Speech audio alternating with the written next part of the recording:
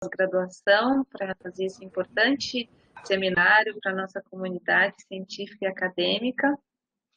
Muito obrigada.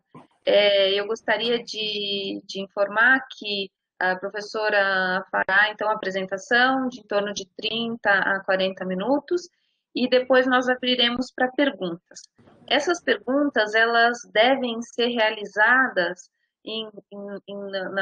no botão perguntas à esquerda e ao final da apresentação da professora Lili, eu, como moderadora, farei as perguntas que aparecerem no chat para a gente, tá certo? Nós já temos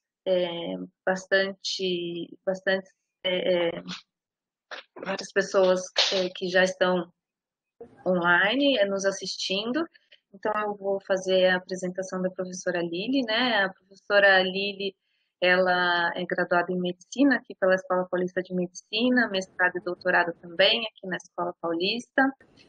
Ela hoje é professora associada da disciplina de Infectologia Pediátrica do Departamento de Pediatria aqui da Universidade Federal de São Paulo, né?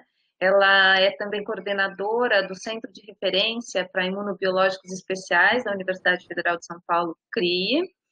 Ela também é membro da Comissão Permanente de Assessoramento em Imunizações da Secretaria do Estado de Saúde de São Paulo, membro do Comitê Técnico de Assessoramento em Imunizações do Ministério da Saúde. A professora Lili é responsável no Brasil por coordenar os estudos da nova vacina de Oxford, aqui no Brasil, e também foi indicada ao prêmio CBMM pelo brilhante trabalho que desenvolveu em 2020 na nossa universidade. Muito obrigada, professora Lili, por poder participar e apresentar seu brilhante trabalho para a gente. Sou Juliana, muitíssimo obrigada pelo convite, me sinto extremamente honrada de estar aqui falando para pesquisadores, né, desse estudo que está sendo conduzido aqui na Unifesp, com a participação da Unifesp de Corpo e Alma. Então, é realmente muito interessante a participação de toda a nossa comunidade, né, neste trabalho. Então, a minha proposta hoje é trazer alguma coisa de linhas gerais do desenvolvimento de vacinas em geral para o Covid-19 e detalhar um pouco mais, então, do estudo que está sendo conduzido aqui na Unifesp e nos outros centros do Brasil e os primeiros resultados desse estudo. Certo? Então, muito bom dia a todos e obrigado pela participação aqui da nossa comunidade. Em dezembro de 2019, então foi identificada uma pneumonia de causa desconhecida em Wuhan, na China, e isto foi em dezembro. Em janeiro de 2020, o vírus já estava identificado, seu genoma sequenciado, né? Foi depois decretado uma situação de emergência pública internacional e em março de 2020, decretado pela OMS como sendo uma pandemia atingindo todos os continentes. Então, em dia 11 de março de 2020, quando foi decretada a pandemia, nós tínhamos no mundo 118 mil casos da doença e acumulados 4 mil óbitos em 11 de março de 2020. Daqui a pouco, 4 mil óbitos é o que o Brasil terá por dia se a coisa continuar nesse ritmo, tá? Então, o que acontece? Um ano depois, de 11 de março de 2020, nós já temos mais de 2,5 milhões de óbitos por Covid-19.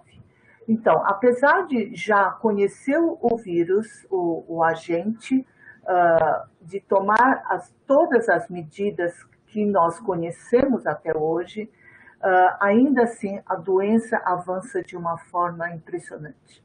Então, o que fazer, né?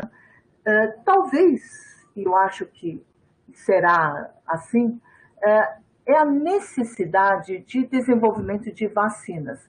O que historicamente combateu as epidemias, né? São as vacinas. Vacina para sarampo, vacina para varicela, vacina para... Né? Então, são as vacinas, a prevenção da doença.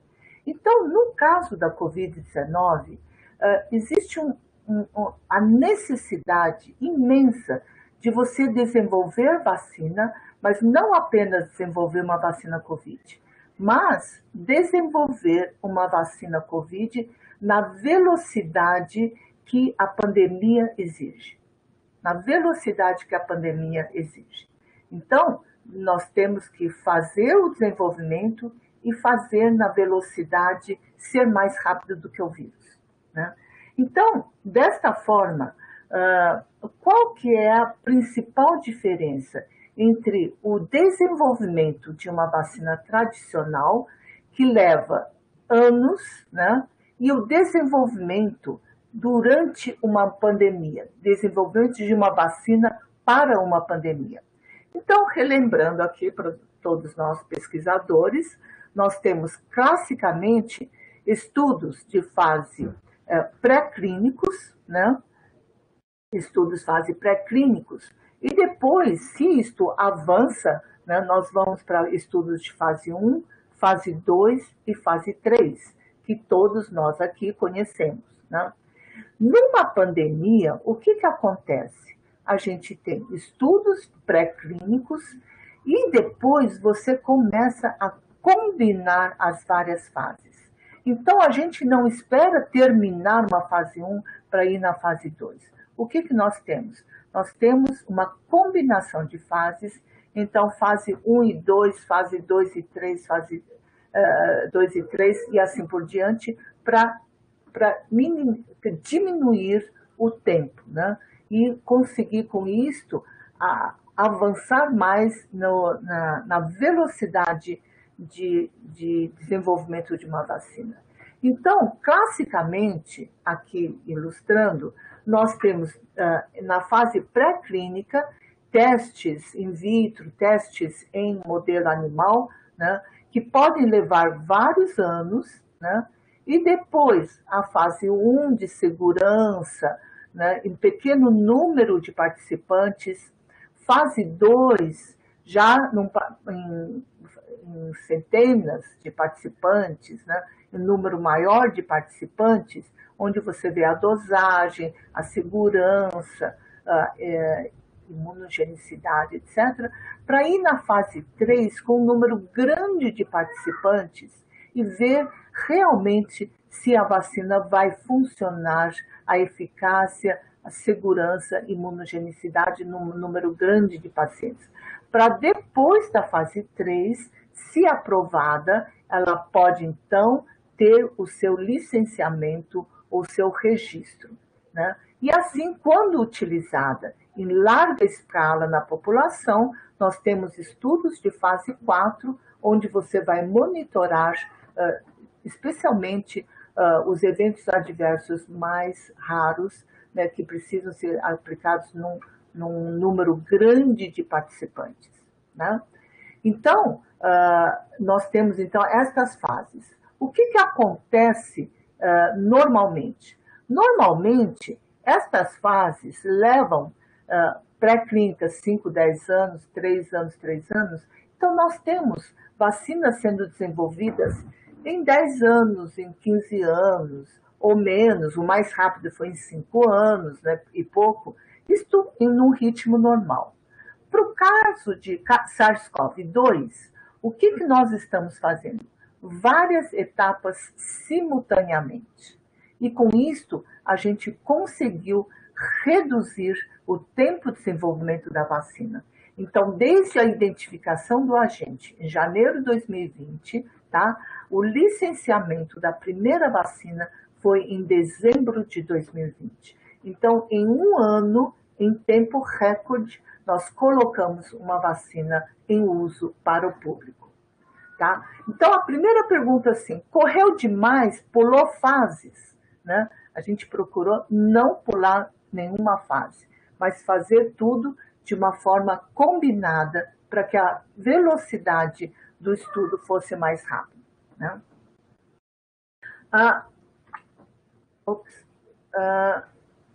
Hoje, né, isto foi dado, a OMS periodicamente coloca número de vacinas candidatas. Então, veja, só para esta pandemia, nós temos 260 vacinas candidatas, né? A maioria em fase pré-clínica, né?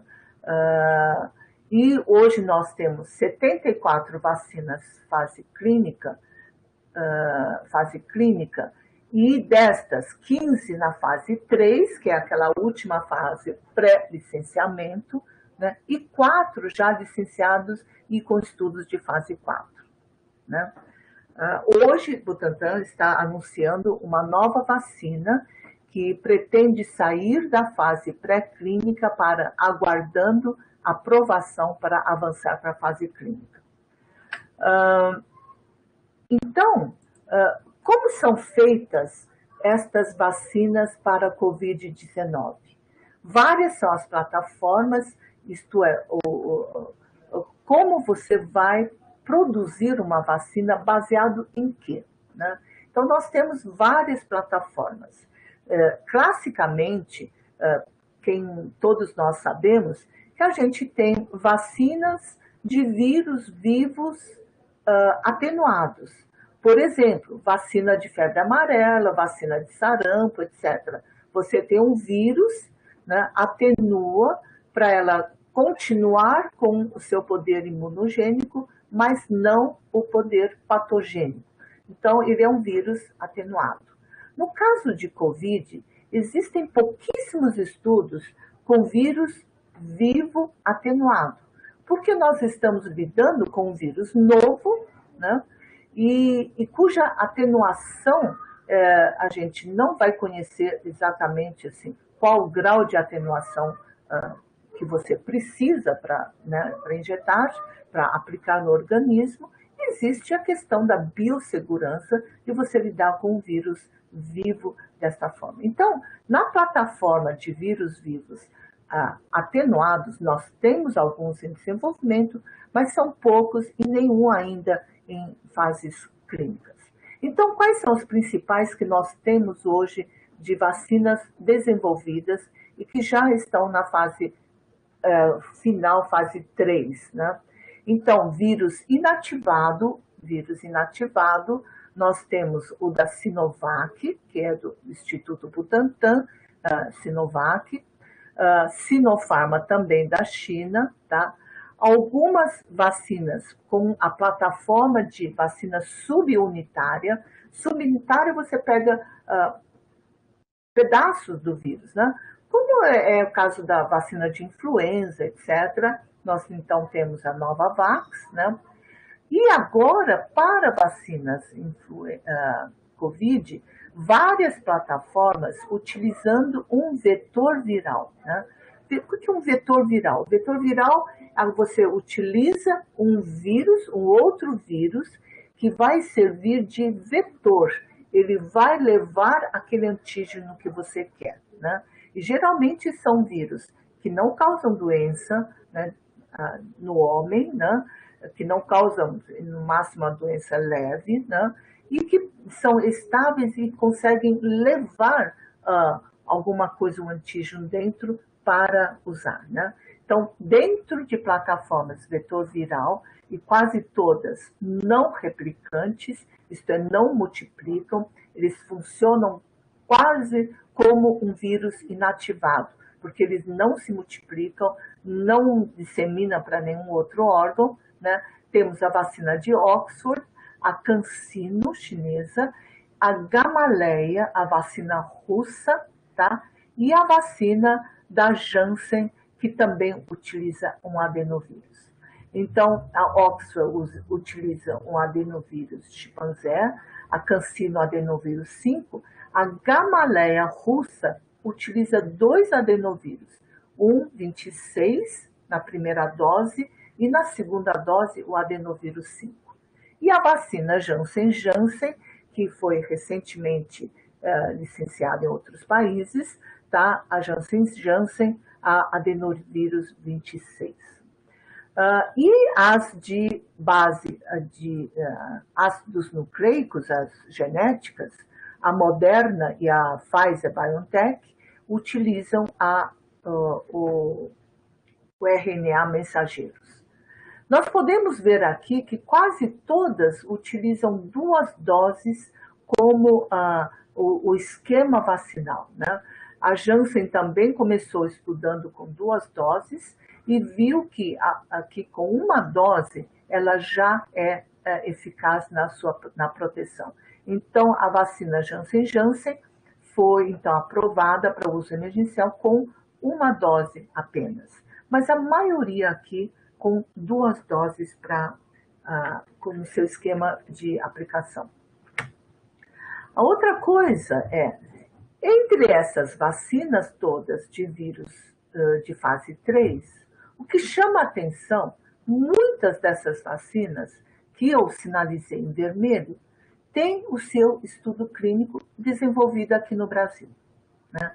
Então, destas nós temos a Butantan, estudo realizado, fase 3 realizado Butantan aqui no Brasil, da Oxford AstraZeneca, né, desenvolvido aqui no Brasil, coordenação Unifesp, a Janssen, desenvolvida no Brasil, e a Pfizer-BioNTech, desenvolvida aqui com estudos aqui no Brasil. Então, isso aqui é um outro dado que chama a atenção, a quantidade de estudos que vieram para o Brasil. Então, resumindo, nós temos, então, várias plataformas de nucleotídeo inativadas, atenuadas, que a gente já falou da dificuldade, subunidades, vetores virais, e todas essas vacinas têm como objetivo neutralizar o anticorpo, o spike do coronavírus, que é essa estrutura aqui, né, o spike. No spike é que faz a adesão na célula e que ele se adere ao receptor ACE2, né, para entrada na célula. Então, o que as vacinas todas fazem, né? Tem como objetivo induzir formação de anticorpos neutralizantes contra a proteína spike. Assim, de todas essas, a gente deu uma passada geral, né? E nós vamos deter mais, então, a vacina de vetor viral da Universidade de Oxford, né? Então, quando se identificou que o agente dessa nova pneumonia que surgiu, primeiro identificado em Wuhan, era um coronavírus, nós estávamos frente porque coronavírus geralmente são vírus, né, sem pouca expressão clínica para nós, né? E nós tínhamos, então, dois coronavírus, o primeiro SARS-CoV, de 2002, né? E depois o MERS, 10 anos depois, o MERS-CoV do Oriente Médio, que causaram doenças graves com alta letalidade no homem. Aí surgiu agora o SARS-CoV, né, o vírus SARS-CoV, o coronavírus, e batizado de SARS-CoV-2 pela sua semelhança com o SARS-CoV, o primeiro SARS-CoV, né? Então, quando ele foi identificado, o SARS-CoV-2, a Universidade de Oxford já estava desenvolvendo estudos contra o MERS-CoV, né? Então, muita coisa já tinha sido estudado com o MERS-CoV, com este outro coronavírus. Então, o que aconteceu? Você muda, com a mesma plataforma, usa um outro coronavírus. Isso que ocorreu com os estudos de coronavírus, as vacinas para Covid.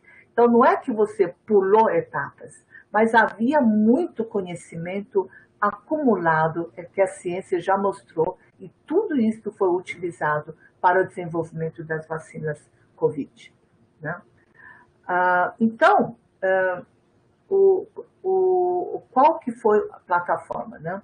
Então, o vetor viral adenovírus, o adenovírus humano é um vetor que foi usado já para vacinas para malária, HIV, ebola, etc., né? que funcionou tudo. Né? E a infecção por adenovírus humano é uma infecção muito disseminada, né? Frequente. E muitas pessoas já podem ter anticorpos contra o adenovírus humano. Né? Então, pensando nisso, é que se optou por um adenovírus símil. Né? O adenovírus símil é um adenovírus que não causa doença no homem. Ele é um adenovírus de resfriado comum. Né? E muito pouca gente tem anticorpos contra o adenovírus símil. Isto uma pesquisa feita em várias populações do mundo, diferentes grupos, né? E pouca gente tem anticorpos contra adenovírus símil. Né? Daí a ideia, então, da Universidade de Oxford, né? O nome primeiro é Shadox, né? De usar um adenovírus símil, adenovírus de chimpanzé modificado, não replicante.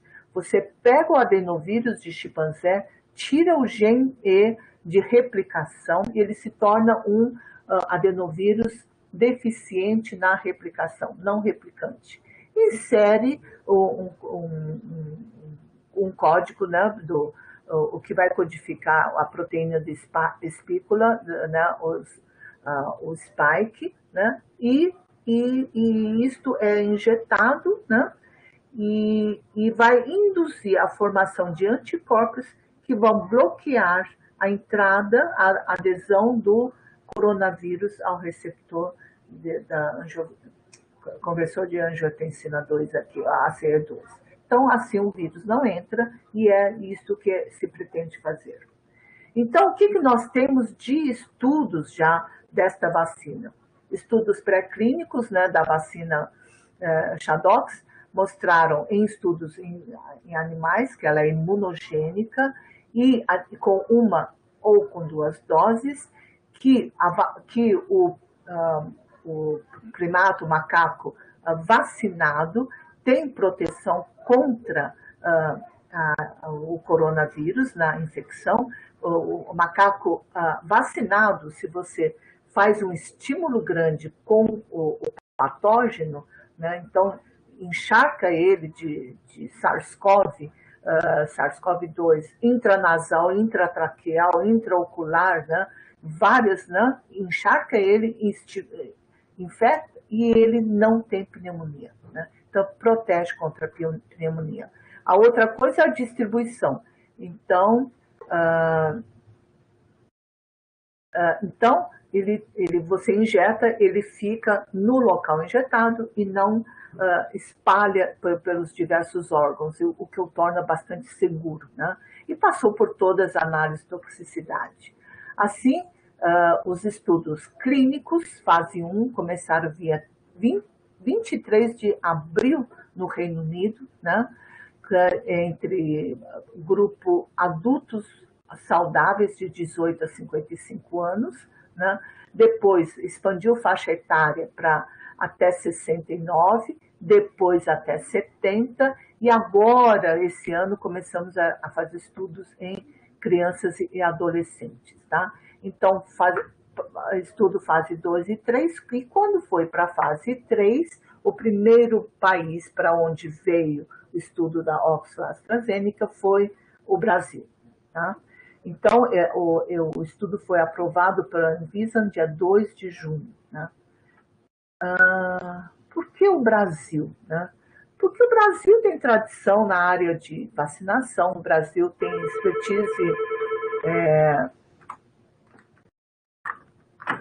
expertise na área de vacinação, excelente programa nacional, centros bons, né?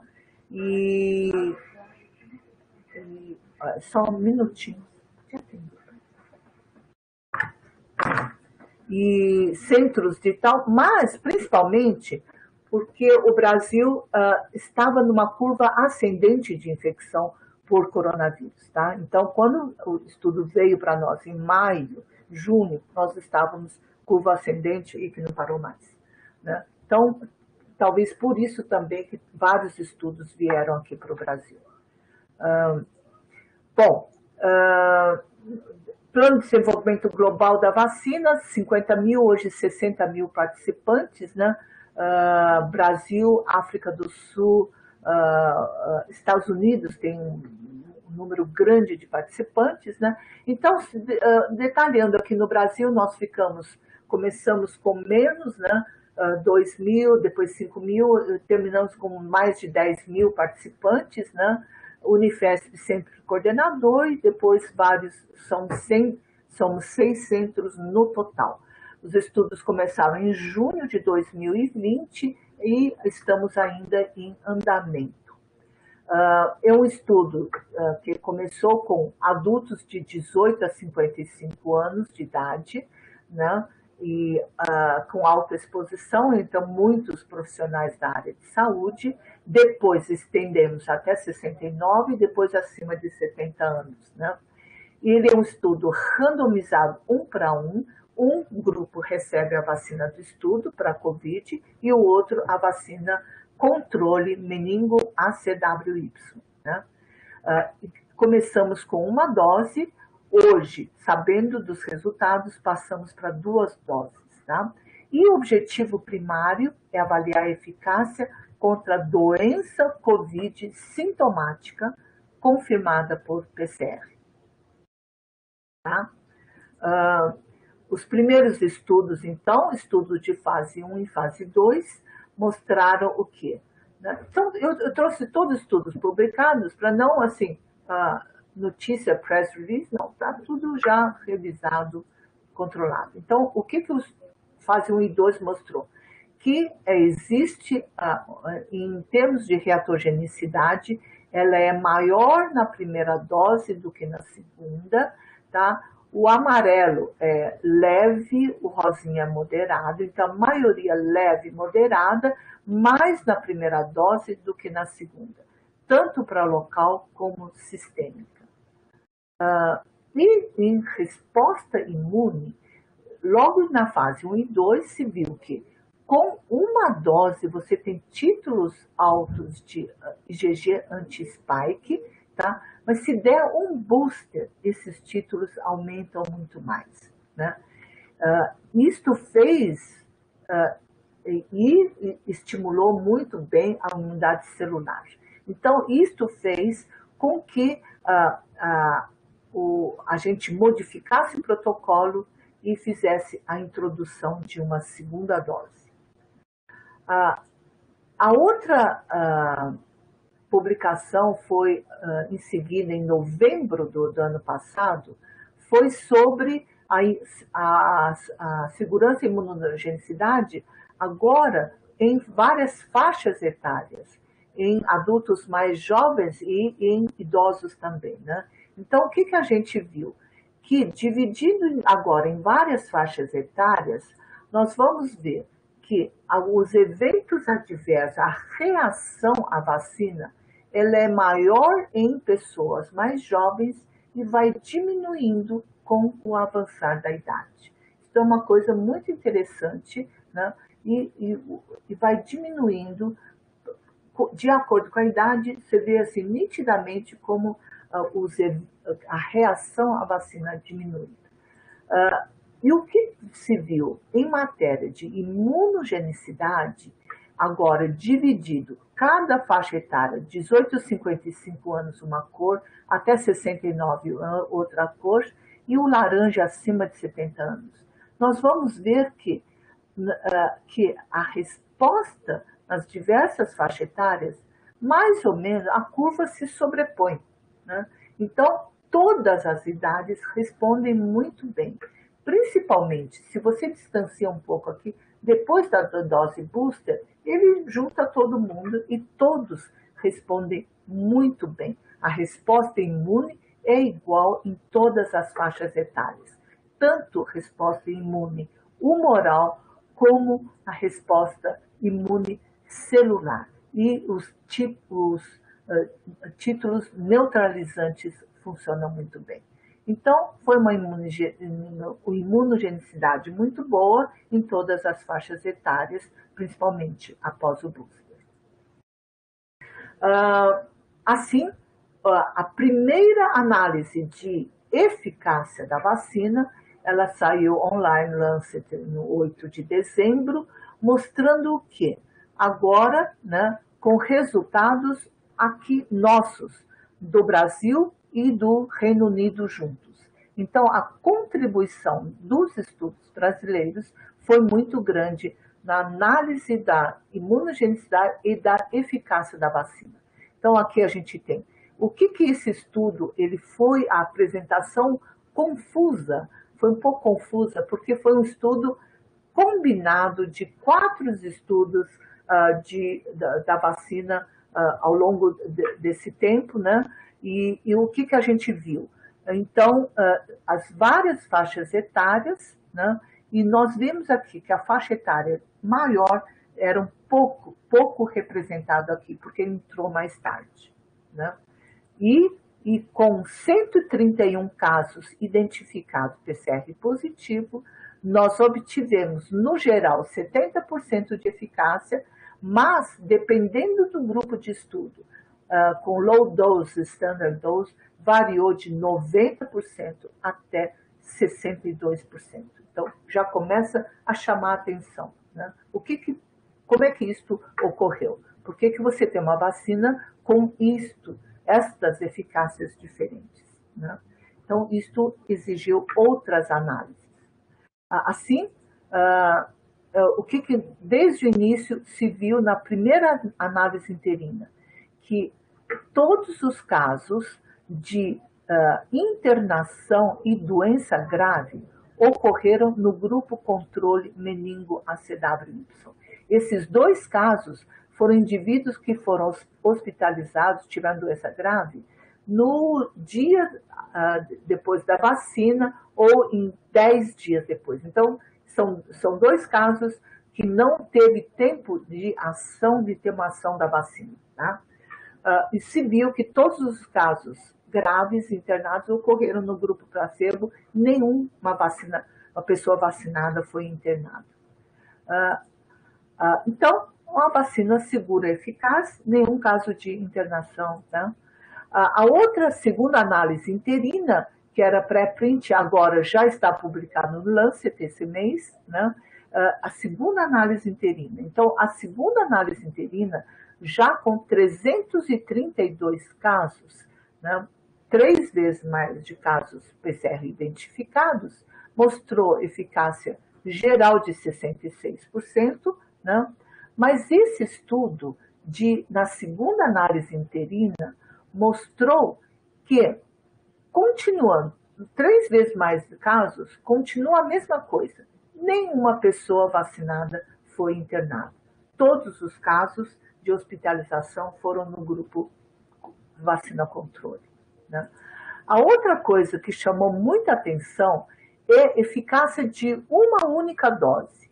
Se eu der uma única dose, a gente vai ver por aqui que a proteção começa 21 dias após da primeira dose e ela persiste até 90 dias, com eficácia de 76%. Isso é importantíssimo. Quer dizer, se eu der uma dose da vacina, por 3 meses ele vai ter eficácia de 76% de proteção. Além disso, se eu agora, estudando o intervalo entre doses, para explicar aquela primeira análise interina com resultados divergentes, nós vamos ver que isto foi mais devido ao intervalo que a vacina foi aplicada. Então, se eu começar a aumentar o intervalo, a gente vai ver que com intervalo de 12 semanas, ele chega a 82% de eficácia.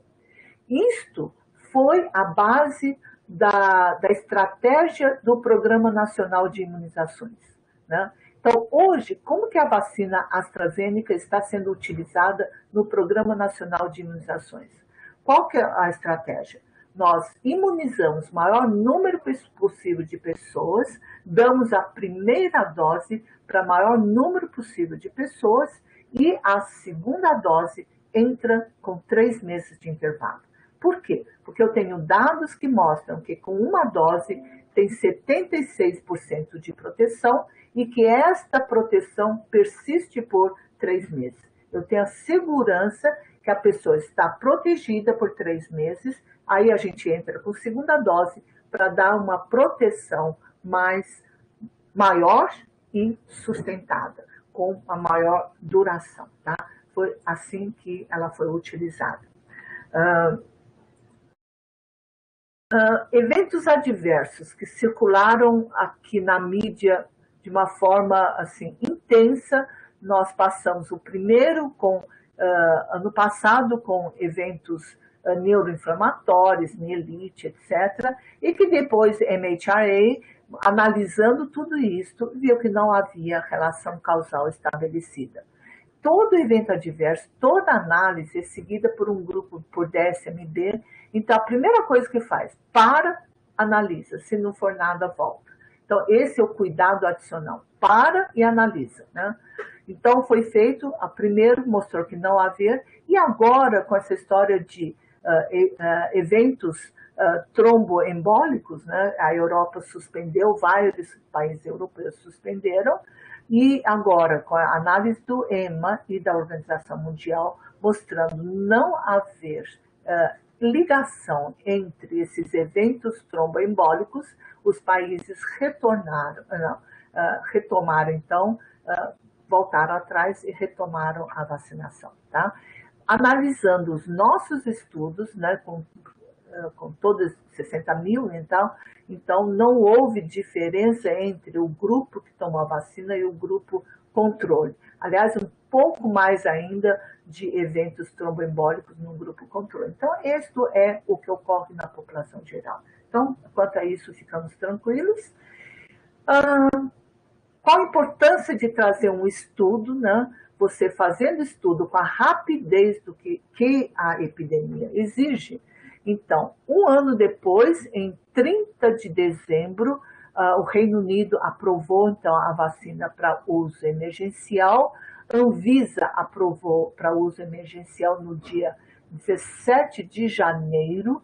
E depois da aprovação da Anvisa para o uso emergencial, nós fizemos a quebra do cegamento de todos os participantes. Então, nesta fase agora, estamos vacinando todos. Já quase todos completaram a primeira dose e agora estamos indo para a segunda dose. Foi aprovado na Alemanha, EMA, WHO também, né? E agora o registro definitivo pela Anvisa, este mês, dia 12 de março. Né? Então, eu acho que é toda a sequência que vai do estudo até o registro da vacina. Como é que é, então, isto são dados de estudos clínicos e na vida real, o que a gente já começa a ver, né? Então, esse aqui são dados da Escócia, Scotland, né, em 5 milhões de pessoas, mais ou menos, onde se usou esse laranja aqui, é a vacina AstraZeneca em pessoas de idade avançada, né?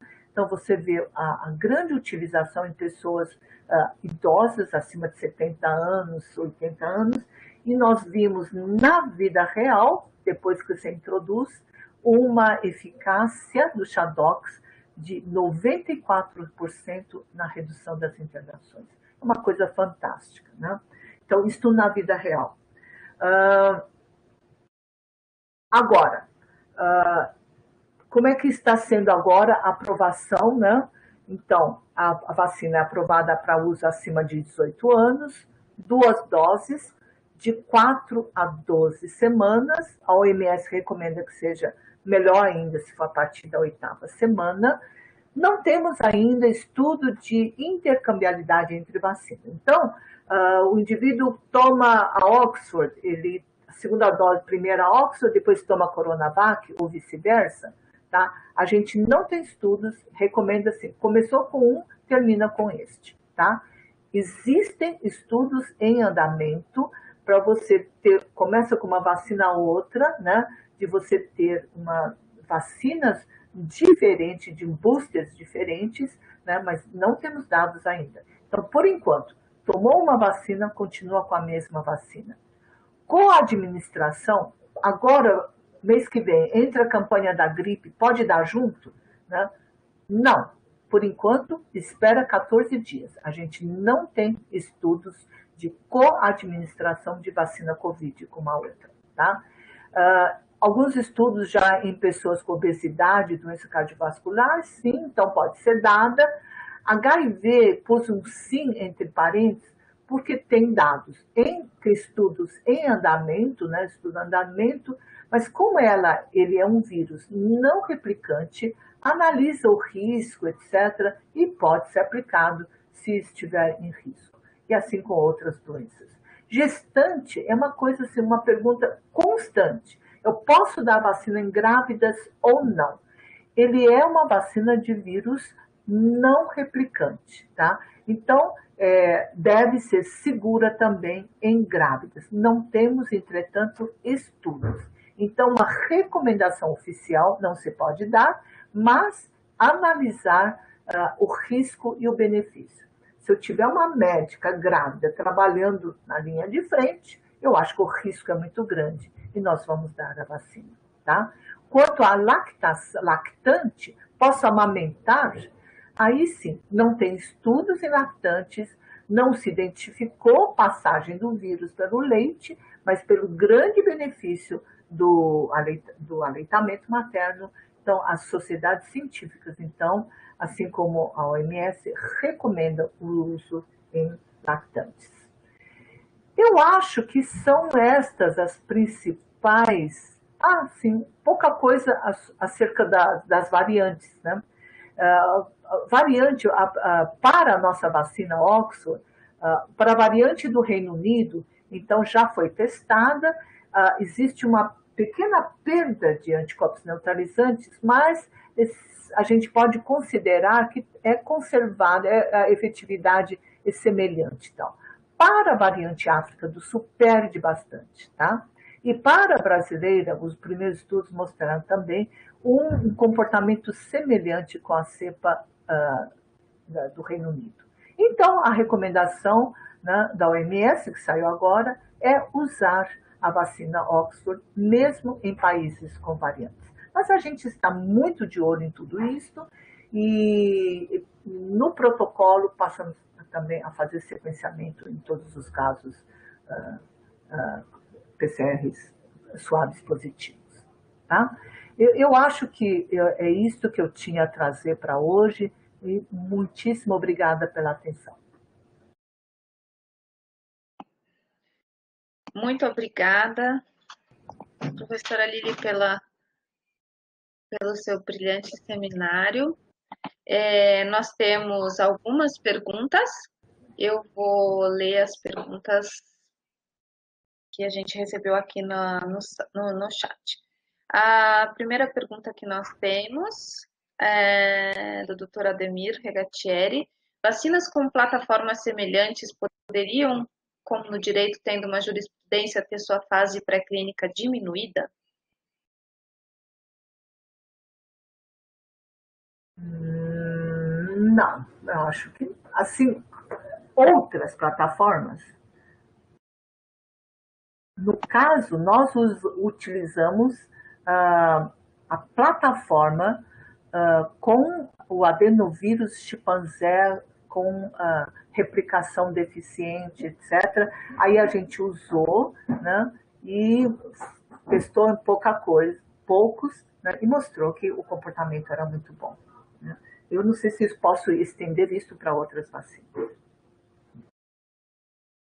É que eu entendi a pergunta. Sim.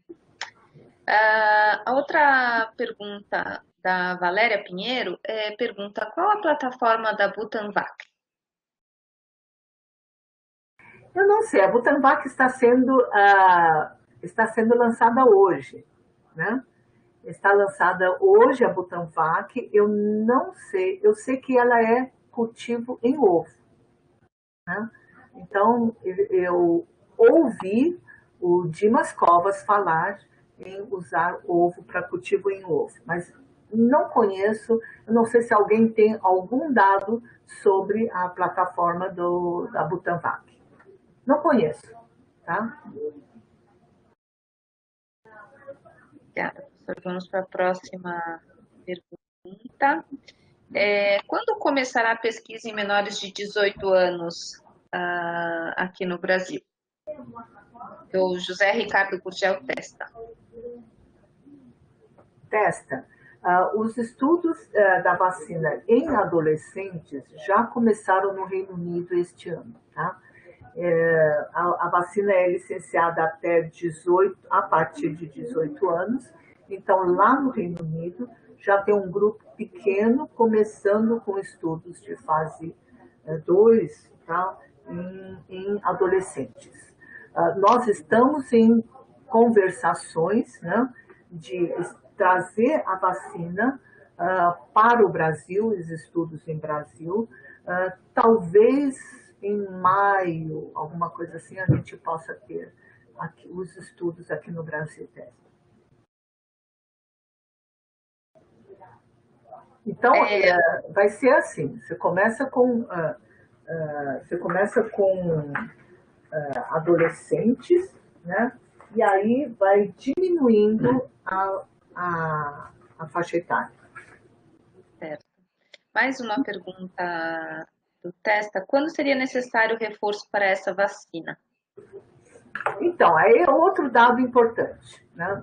Por isso que a gente fala para todos os participantes, mesmo após o descegamento, por favor, continue atendendo suas visitas. Porque só assim a gente vai ter dados de persistência de anticorpos, né? Porque eles foram vacinados e eu estou seguindo com o tempo a persistência de anticorpos. E também a eficácia, porque a gente continua fazendo vigilância dos casos de Covid, né? Então tem que continuar. O que eu sei até hoje? Como a gente mostrou, no Reino Unido, os estudos começaram em abril. Então, muito em breve, nós já vamos ter dados de 1 ano de seguimento, né? Então, acho que aí a gente já pode, já nós vamos ter dados de 1 ano de seguimento. E podemos, então, já dar alguma informação sobre a persistência da proteção dos anticorpos e da imunidade celular, e se há necessidade de fazer doses de reforço, tá? Mas estamos atentos, então, os participantes do estudo também, né, todo mundo atento, então nós vamos ter em breve se há necessidade ou não de fazer doses de reforço. Tá ótimo. Agora uma pergunta de Gelsa Gonçalves. Gostaria de agradecer a apresentação e perguntar 2 coisas. Atualmente, não sabemos por quanto tempo manteremos a imunidade após a vacinação. Como estão os estudos em relação a isso? Qual a porcentagem que atinge para que se pense em repetir a vacina? Muito obrigada. Eu acho que é a mesma pergunta, né? A gente não tem dados, mas a gente está pronta para fazer dose de reforço se necessário, tá? E o estudo tem esse segmento justamente para isso, né? Para ver segurança a longo prazo e também ver a persistência da proteção com o passar do tempo. Tá ótimo. Danilo Vieira perguntou também quanto tempo dura a imunidade após a segunda dose, então é a mesma pergunta. Mauro Guerra, muito obrigada, professora Lili. Noêmia também, Silveira, muito obrigada. Renato Mortara pergunta: quem tomou 2 doses da Coronavac pode tomar a vacina da gripe nesta fase de imunização? Então, quem tomou 2 doses da Coronavac ou da Oxford, né, deve aguardar pelo menos 15 dias, 14 dias, 2 semanas para tomar a vacina de gripe. A campanha começa agora, dia 12 de abril, né?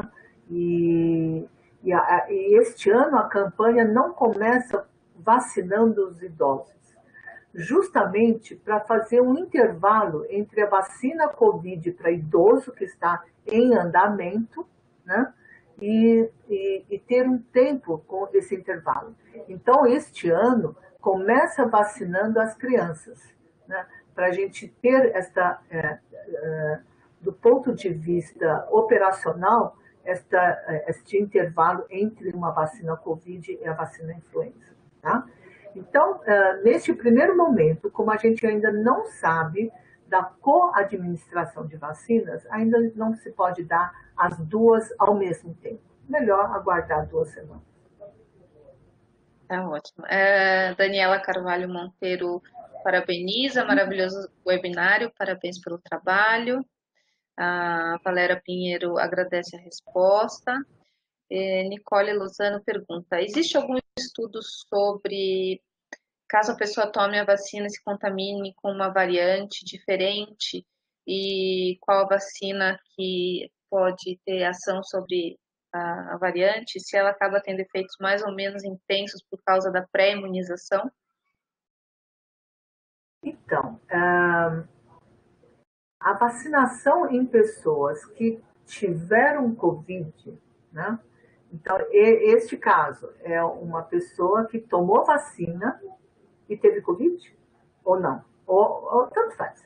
Então, se eu tiver uma pessoa que teve Covid, eu quero saber se eu posso dar vacina ou não, né? Então, a gente recomenda que pessoas que tiveram Covid, previamente infectadas, também tomem a vacina. Nós não sabemos qual é o tempo de duração da proteção naturalmente adquirida, a imunidade naturalmente adquirida. Então, a pessoa que foi infectada, teve a doença, nunca mais vai ter, por quanto tempo esta proteção continua, tá? Então, nós recomendamos um intervalo de pelo menos 1 mês entre a doença e a vacinação. Então, vacinar quem teve infecção, sim. Qual o intervalo mínimo? 1 mês, tá? Como a reinfecção não é assim tão frequente, então esse 1 mês mínimo, ele pode ser esticado mais. Então, você pode dar com 3 meses, com 6 meses a vacina. Não tem essa urgência em dar, mas pelo menos aguardar 1 mês entre a infecção natural e a vacinação. Ótimo. Uma pergunta de Jaques. Tem estudos de atualização da plataforma da vacina de Oxford com novas variantes? Eu acho que o Oxford está preparado para novas variantes, né? Então, o que nós fazemos? Nós estamos seguindo as variantes, né? Fazendo estudos. Aqui no Brasil, essa variante de Manaus, ela foi enviada para Oxford, né? E foi feito um estudo da ação da vacina sobre a P1. Isto já tem a pré-print já, né? Então o artigo já pronto, né? E estamos fazendo isso. E por enquanto mostrou que ela protege bem. Mas se não proteger, já tem, assim, acho que estamos prontos para fazer uma outra vacina se necessário. Obrigada. Renato Murtar agradece, obrigado. Danilo Vieira pergunta: na sua opinião, quantos milhões de pessoas vacinadas por dia seria o ideal? Eu só sei que estamos muito devagar, né? O Brasil tem capacidade de vacinar bem mais do que isso, né? Eu soube agora que com mais vacinas nós atingimos 800 mil recordes, né? Mas a gente pode muito mais do que isso. Então, o Programa Nacional tem expertise nisso, vacina, faz campanha de vacinação de todo jeito, com população diversa, com idoso, com jovem, com adulto jovem, que é uma população difícil de se pegar, né? Então a gente vai atrás e tal. Então, o máximo possível. Eu acho que cifras de 1 milhão, 2 milhões por dia seria ótimo. A gente precisa vacinar logo. Ótimo. Mais uma pergunta, alô, de Jair Ribeiro Chagas. A vacina confere proteção IgA também? Isso foi estudado? A produção de IgA com a vacina, professor Jair, eu acho que não, né? Não conheço se nós fizemos isto ou não. Acho que não, né? Acho que não, Jair, para IgA. Acho que não.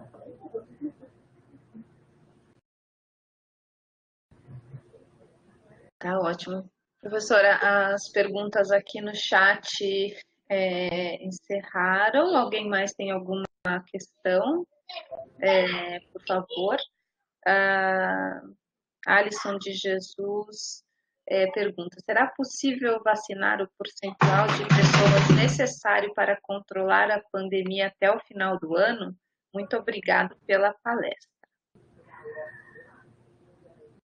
Eu não sei, porque é tanta coisa envolvida. Porque uma coisa é você ter a vacina e a outra coisa é a vacinação. Então, para isso, tem que ter a vacina, né? A vacina presente e todo a política de vacinação e como fazer isso.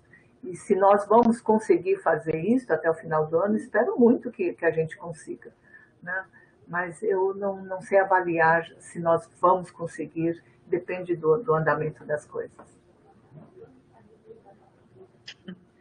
A Júlia Carnaz pergunta: parabéns, doutora Lili. Qual seria seu recado final para os negacionistas? Como convencê-los?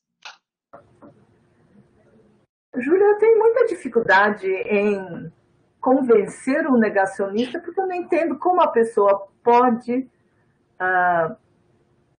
negar o valor da vacina. Eu realmente não entendo como isso pode acontecer. Porque é tão claro que a vacina tem esse valor imenso. Talvez a coisa mais importante, toda a esperança que nós temos hoje para controlar esta pandemia, né, além de todas as medidas, eu acho que a vacina vai somar demais para este fim. Então, sem dúvida, eu acho que a vacina tem um valor, sim, não tem nem como dizer o contrário. Fora isto, é o que a história mostra, né? Então, você tem todas essas doenças infecciosas que dizimaram a população, não sei o quê, você controlou de que jeito? Com vacina, né? Então, eu acho difícil, nesse momento, entender os negacionistas. Eu prefiro focar no desenvolvimento e trazer uma vacina eficaz para a população. Ótimo. Temos mais uma questão aqui da Nicole. Obrigada, professora, pela resposta, foi bastante informativo, mas acho que não deixei muito claro. No caso, seria se a pessoa se vacinasse e depois da vacinação se infectasse com outra variante, se isso poderia ter alguma correlação com a gravidade dos sintomas. Então, para ele se infectar com outra variante, esta outra variante deve ter feito escape da vacina. Então, a vacina não protegeu, né? Então, precisa ver que variante é esta, né? E se nós temos alguma coisa que possa ser feita contra este variante, não é? Se é uma outra variante, hoje, no momento atual, nós temos vacinas contra a variante original, né? Então, eu não sei qual é a pergunta Qual que seria a pergunta? Se, Eu acredito que, pelo que eu entendi, se depois de vacinado os sintomas seriam mais leves, se a pessoa se infectasse com outra variante, ou não, não teria sintoma.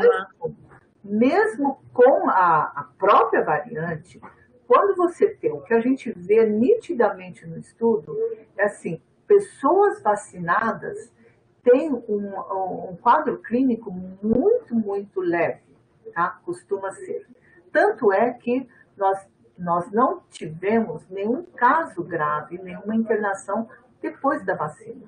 E as que tiveram escape, né, tiveram um quadro clínico muito leve. Isto é nítido. Você pega uma família, a gente teve exemplos, vários aqui, né? Pega uma família e a única pessoa vacinada da família tem um quadro completamente diferente. Ou não teve doença, ou teve uma doença super leve.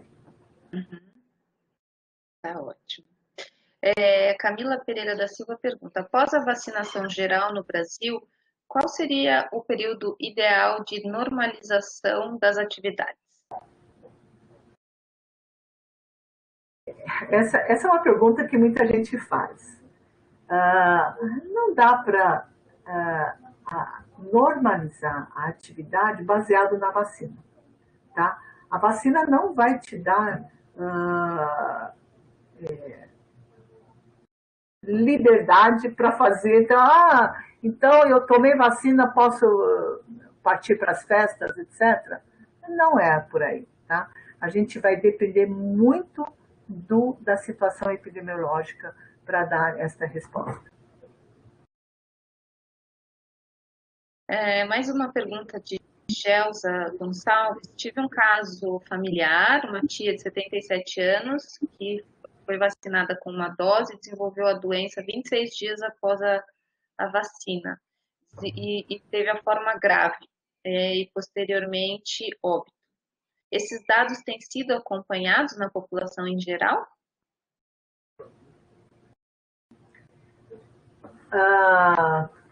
É uma doença de notificação compulsória, tá? Deve estar sendo acompanhado. Não faz parte do estudo nosso aqui, mas a notificação é compulsória, deve estar sendo acompanhado em todos esses casos, sim. Professora Lili, essa é uma pergunta minha. Os sintomas são muito mais leves na Oxford.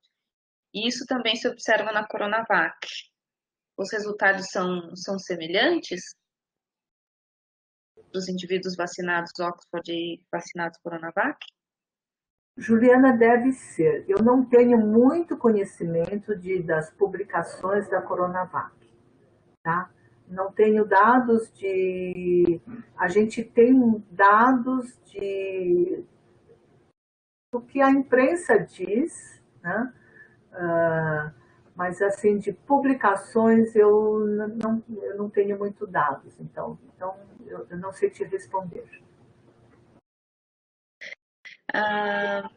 Vamos ver aqui, tem mais uma pergunta da professora Rosana. Puxa, já é possível falar sobre sequelas em vacinados que apresentam casos leves? São mais leves? Existem? Deixam de existir? De sequelas em pacientes vacinados? Isso. Já é possível falar sobre sequelas em vacinados que apresentaram casos leves? São mais leves? Existem ou deixam de existir? Eu não tenho esse dado, tá? Não tenho esse dado de sequela de sintomas em pessoas vacinadas, né? A gente não tem isso. Nós acompanhamos todos os vacinados, né? E eu não tenho dados de que esses vacinados tenham ficado com sequelas, né? Então, não tenho esse dado. Tá ótimo.